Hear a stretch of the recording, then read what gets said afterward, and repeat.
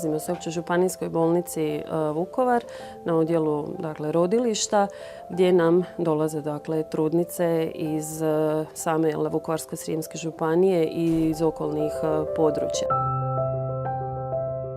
U našem rodilištu godišnje imamo oko 400 poroda. Unazad godinu, dvije bilježimo blaži porast broja poroda, ali za nas vrlo značajan.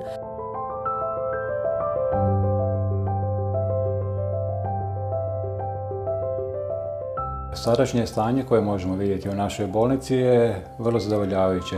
Međutim, sa opremom je uvijek u svim bolnicama vrlo veliki problem. Naime, jednom kad ti nešto nabaviš, to ne znači da imaš to za nekakvo dugačko razdoblje, jer ta medicinska oprema, osim što je skupa, ona je i vrlo potrošna, tako da praktički stalno moramo tražiti novu i novu opremu i to je jedan beskonačni proces koji traje i trajeće i dalje.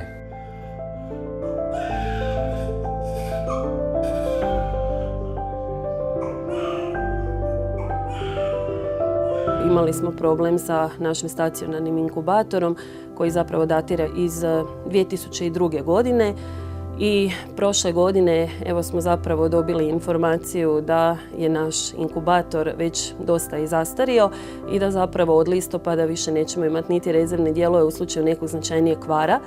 Za pomoć smo se obratili zakladi Novo sutra koja je prepoznala tu našu potrebu i zbilja objeručke nam krenula u realizaciji naših želja i planova.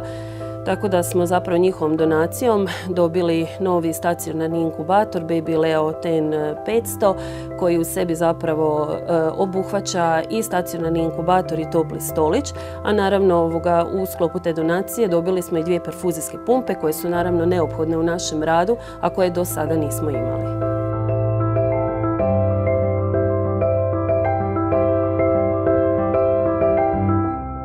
Kako u toj našoj potrazi za novom opremom vrlo često se apliciramo na različite natječaje prema donatorima.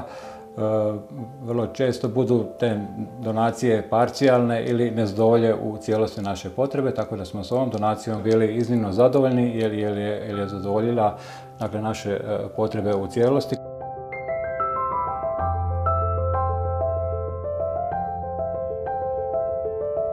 Donacija nas je ugodno iznenadila, pogotovo što se to radi o vrijednosti od 263.500 kuna, što je u današnjim uvjetima zbilja hvale vrijedna i pomoć, ali i donacija koja će nam zapravo olakšati cjelokupni daljnji rad.